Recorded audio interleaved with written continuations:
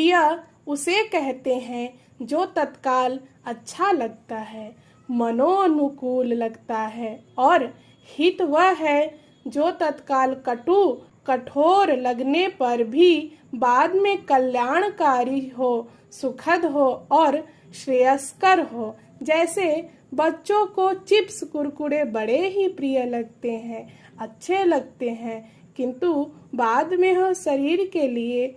हानिकारक साबित होते हैं। वहीं दूसरी तरफ करेले की सब्जी बच्चों को खाना पसंद नहीं, किंतु बाद में शरीर के लिए लाभकारी साबित होती है। इसी प्रकार श्री भगवान भी अपने भक्त के लिए जब प्रिय सोचते हैं तो उनकी मनोकामनाओं की पूर्ति करते हैं, और यदि हित की सोचते हैं तब उन्हें कष्ट देते हैं, जिससे कि उन जीवों के पाप